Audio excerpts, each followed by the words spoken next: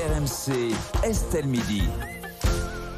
Midi 7 sur RMC, on démarre Estelle Midi avec l'actualité du jour et c'est ce sondage IFOP paru hier dans le JDD et qui donne le RN largement en tête des législatives. Le parti de Jordan Bardella progresse encore à 35% contre 26% pour le Front Populaire et 19% pour la majorité présidentielle.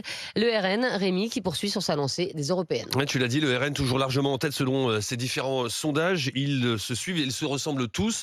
J'en ai pris un autre, tiens, un sondage Opinionway qui a été dévoilé samedi. Le Rassemblement National, c'est un exemple parmi d'autres, un recueil 33% des intentions de vote au premier tour des législatives, devant le nouveau Front Populaire à 25% et la majorité présidentielle à 20%. Les Républicains obtiennent 7% des voix, Reconquête 3%. Et l'un des principaux constats de cette enquête, de cette étude, c'est que en fait, les électeurs RN apparaissent comme étant les plus sûrs de leur choix. Seuls 13% d'entre eux disent pouvoir changer d'avis, alors que c'est 27% par exemple pour les sympathisants du nouveau Front Populaire. L'incertitude, elle est encore plus forte du côté des électeurs de la majorité présidentielle. Ils sont 36% d'indécis, c'est-à-dire à dire, bah voilà, aujourd'hui je pense voter pour la majorité présidentielle, mais il se peut que je change d'avis d'ici là. Et là, ça pourrait bouger encore plus. Conséquence du ralliement d'Éric Ciotti au RN, c'est du côté des sympathisants traditionnels des Républicains.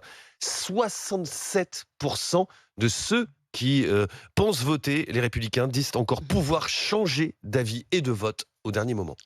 Alors, les jeux sont-ils faits en ce qui concerne ces législatives? Perico Légas. C'est inéluctable et fracassant. Parce le Rassemblement National remportera une victoire inéluctable et fracassante, parce qu'ils ont le meilleur directeur de campagne de tous les temps qui s'appelle Jean-Luc Mélenchon. Voilà, le Front Populaire fait tellement peur, pas l'aile modérée du Front Populaire. Mais la France Insoumise joue tout le monde à la surenchère en faisant des propositions, en tenant des propos quasiment de guerre civile, qu'effectivement l'électorat indécis... Exagère un peu, non? Non, parce que le calcul du président de la République, c'est quoi? La situation va être tendue, on va un peu instiller de la peur dans l'opinion, ils vont voter pour le pouvoir en place, qui en général, c'était ce qui s'est passé en 68. On revient vers le pouvoir en place, la stabilité. Mais face au Front Populaire et à la partie excessive, il y a une partie tout à fait acceptable en Front Populaire, il y a la social-démocratie, mais face à la partie excessive qui est majoritaire, là, l'électorat qui a peur, qui d'habitude va vers le pouvoir, va dire mais non, on va aller vers le parti de l'ordre encore plus établi. Et finalement, la dynamique, elle est là. Et certains sondeurs m'ont dit au-dessus d'un certain seuil, plus de 30% au premier tour, la dynamique mathématique est inéluctable. Alors ensuite, il peut y avoir un séisme politique, un grand fracas, un grand traumatisme. Et puis le Front républicain oui, alors le Front républicain, c'est fini, ça marche plus. C'était le Front populaire et ils l'ont tué. Alors que si les socialistes avaient dit, écoutez, on va faire avec la partie un petit peu progressiste de la Macronie une troisième voie, on aurait pu casser le système. Là, telle que la configuration est construite, tout est fait pour que le Rassemblement National l'emporte. C'est à se demander si Jean-Luc Mélenchon ne souhaite pas la victoire du RN pour créer une situation chaotique qui lui permettrait d'émerger plus tard. Pierre Rondeau, est-ce que vous êtes étonné par cette progression du RN? C'est vrai qu'à un moment, on aurait pu se dire, tiens, après les européennes, voilà, ça a été une fois un rejet, mais finalement, ça va se tasser derrière. Mais ça progresse encore par rapport aux européennes. Non, je ne suis pas étonné. C'est une dynamique qui fait suite directement aux élections européennes. C'est 3 semaines après. Donc, évidemment, si les gens ont voté RN aux européennes, ils vont continuer à voter. Donc là, tu es à plus 3,5% par rapport au score des européennes. Il y a une dynamique, il y a une colère, il y a un refus, il y a un militantisme prégnant. Non, je ne suis pas étonné. Après, il y a 2 points sur lesquels je voudrais revenir sur ce débat et sur ce qu'a dit Perico. Premier élément sur le débat, est-ce que la victoire est inéluctable et est-ce que le RN va arriver au pouvoir et va nommer un gouvernement? Il faut quand même rappeler des faits et des faits concrets. Les élections législatives, ce sont des élections locales, majoritaires à 2 tours, binomales. Autrement dit, là, quand on a les sondages, ce sont des sondages nationaux.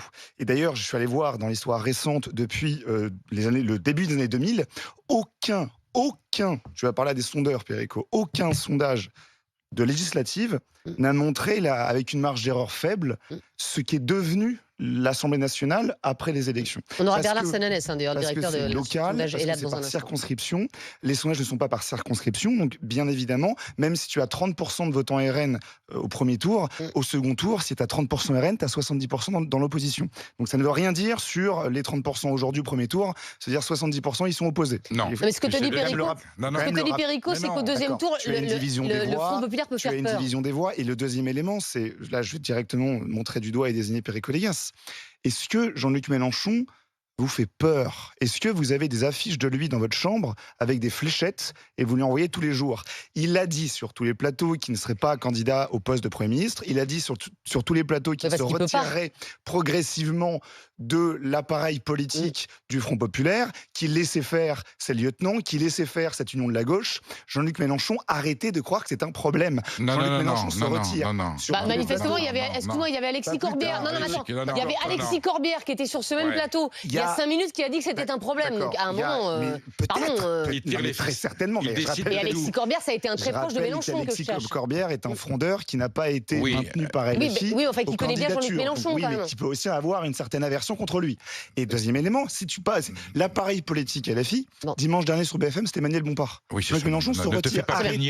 Arrêtons de faire une fixette sur Jean-Luc Mélenchon. Oui, mais le problème, c'est que tout le monde fait une fixette sur Jean-Luc Mélenchon. Et qu'ils ont peur de lui à l'intérieur. Arrête de faire une fixette sur lui, c'est presque... Non, non, pas du tout. Stop, je voudrais entendre Emma. Taisez-vous.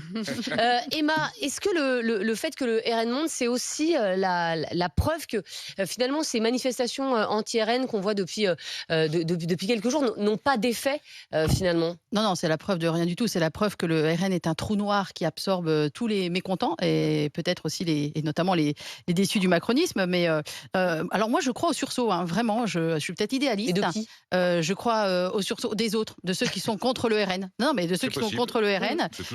Parce que si vraiment les gens qui votent RN s'intéressaient un tout petit peu au programme, ils verraient que économiquement ça tient pas debout, qu'ils sont faibles sur l'immigration, sur l'international, sur la macroéconomie, sur la culture. Ils sont faibles dans plein d'endroits, quoi. Mais les gens ne s'intéressent même pas au programme. Oui, mais tu vas avoir des gens qui te disent la même chose du programme du Front Populaire. Et moi, je crois tout à fait. Le programme. Comment tu veux faire? Il y a que 10 jours de campagne. Bien sûr, c'était conçu comme ça aussi par Macron. Mais on est d'accord. Après, moi, je pense que le seul sondage qui vaille, c'est le jour J. Dans les urnes. On verra. Et je suis très sensible à ce qu'a dit Pierre sur le fait que c'est des circonscriptions. Moi, je suis dans la 4e circonscription de Côte d'Or. On a un LR, une RN, ULFI. Eh ben, on va voir ce qui va en ressortir au second tour. Mais voilà, on va faire aussi avec les gens qu'on connaît, parce que c'est des gens de terrain. Alors après, je sais que les législatives, c'est une élection d'étiquette malgré tout, mais je suis très. Ça va se jouer. C'est pas les municipales non plus. Ça va se jouer. C'est pas les municipales non plus. Ça va se jouer dans les circonscriptions et elles seront nombreuses, où il y aura un RN face à un France Insoumis. Je ne dis pas un Front Populaire.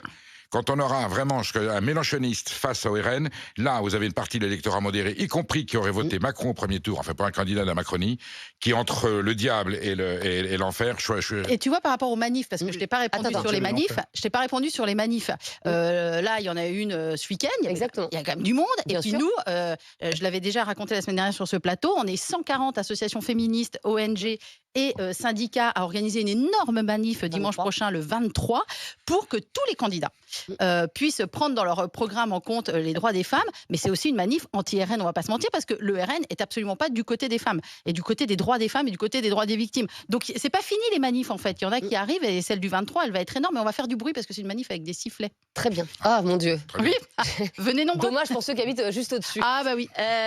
Notre invité sur ce débat, c'est Bernard Sananès. Il est président de l'Institut de sondage ELAB. Bonjour Bernard.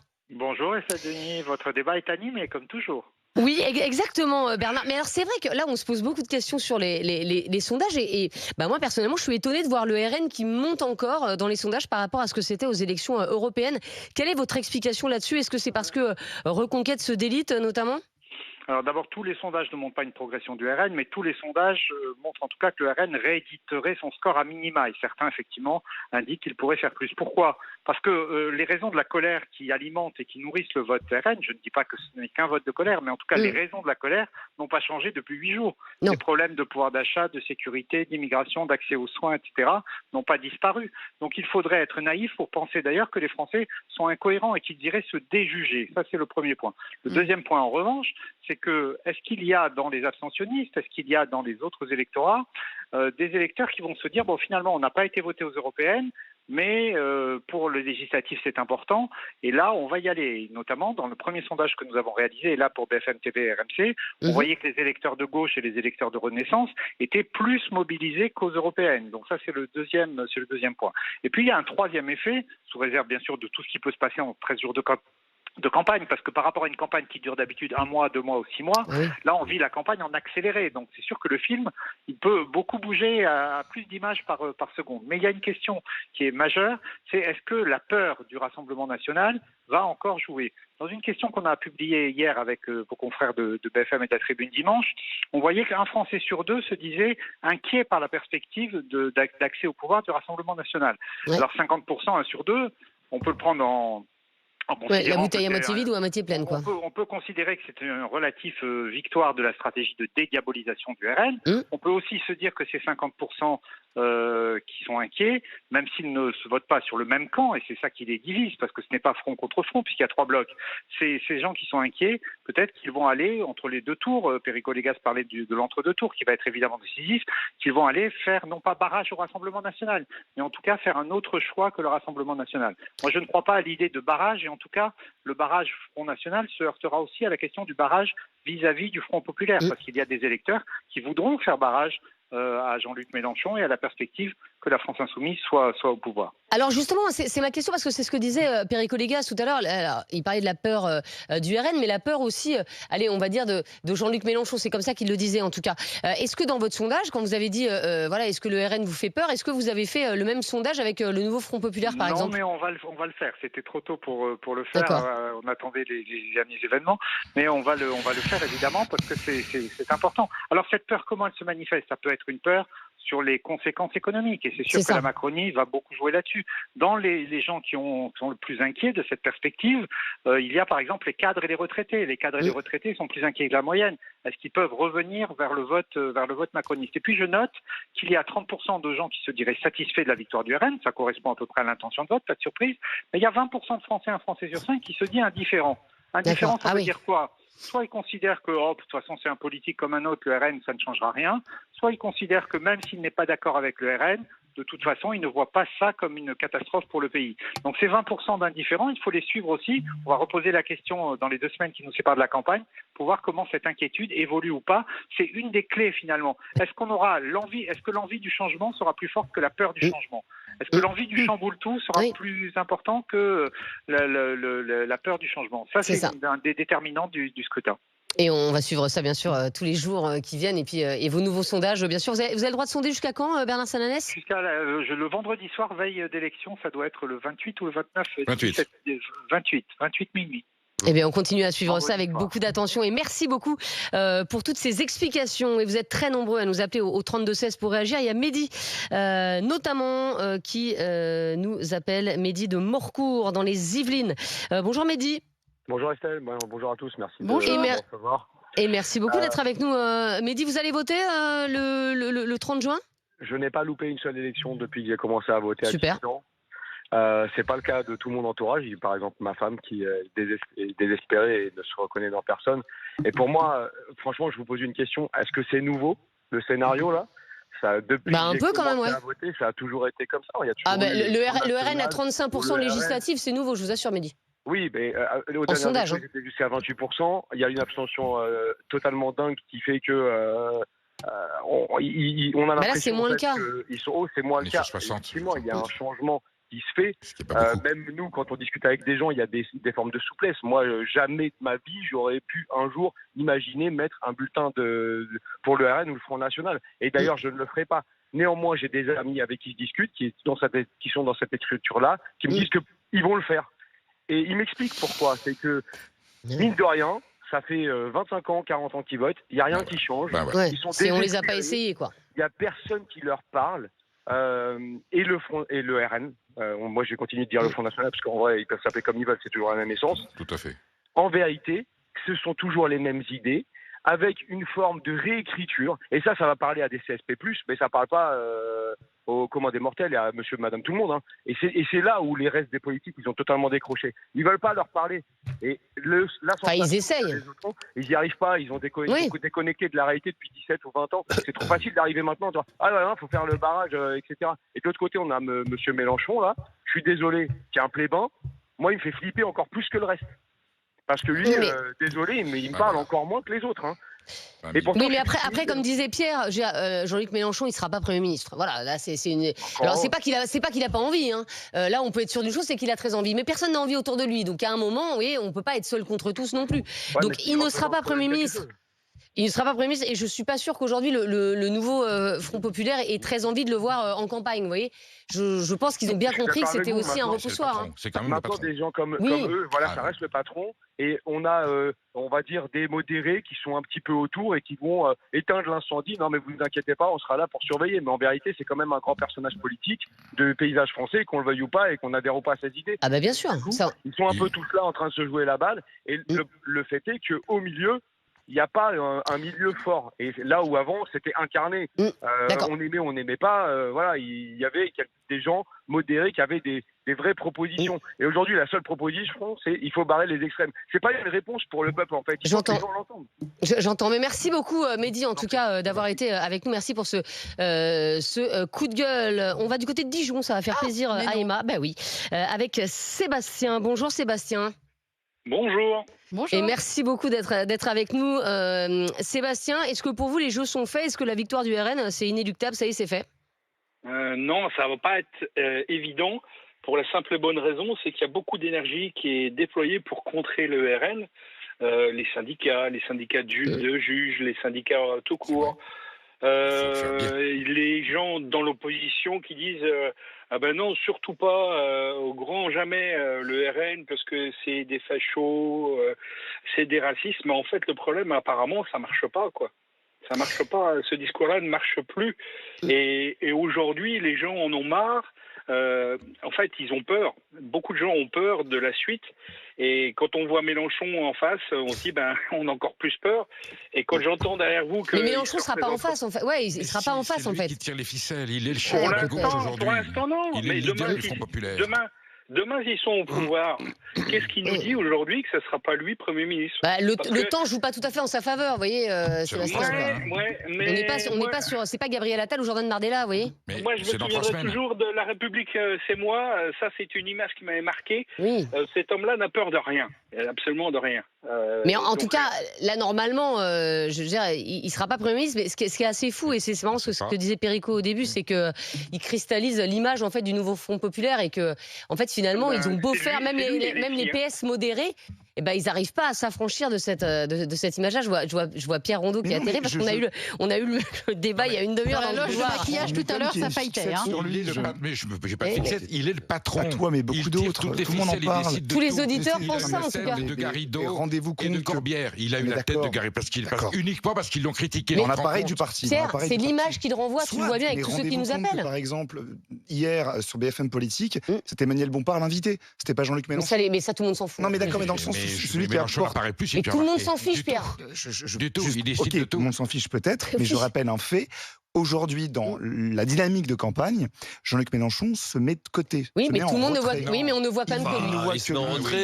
On l'a vu. On retient effectivement Corbière, on retient Garrido, on retient Simonet, mais Mélenchon se met en retrait médiatiquement. Est-ce que Ruffin n'incarne pas l'avenir? On ne voit pas. Plein d'autres. On ne voit pas. On l'a vu sur un tweet là ce week-end pour dézinguer justement Jean-Luc Mélenchon à propos d'Adrien Quatennens. On en avait parlé vendredi d'ailleurs. Et t'as vu, je t'avais dit qu'Adrien Quatennens. Exactement. Oui, on avait tout fait nous pour qu'il tienne pas, les féministes. Attends, il est parti. Les causes qui font monter le RN depuis 30 ans n'ont été résolues par aucune majorité. C'est pour ça qu'il continue. Mais il n'est pas du tout sûr que le RN ait réussi à les résoudre. Et pour les gens qui disent on n'a jamais essayé le RN. La question est même pas ça. La question pourquoi il monte? Parce que les causes qui font que les gens votent pour lui n'ont pas été résolues. Je dis pas ce qu'ils vont faire. Je vous dis que c'est ça qui s'est passé et ça va de pire en pire. Et pour les gens qui disent on n'a jamais essayé le RN, je le dis et je redis, moi j'ai jamais essayé la coke, j'ai jamais essayé l'héroïne. Et c'est pas un argument quoi. Il y a des choses qu'il faut pas essayer. On n'a jamais essayé la dictature non plus en France. Faut pas essayer quoi. On a essayé. On a quand même essayé. Ça n'a pas très récemment. Il y a une période où quand même, oui effectivement. Rémi, on termine avec des messages sur l'appli RMC. Allez, ce message de Damien qui nous dit oui, les jeux sont faits pour moi. Damien qui est inquiet et ça va mal se passer. Si c'est le RN qui arrive au pouvoir, la gauche ne l'acceptera pas. Ça se passera dans la rue. Si le Front Populaire passe, on sera sous tutelle d'extrémistes. Là encore une fois, en tout cas, ça c'est mon avis. Et là encore, il y aura une forte déception si les gens ne voient pas arriver ce que promet aujourd'hui le nouveau Front Populaire. Dans tous les cas, on est mal. Voilà ce que pense Damien.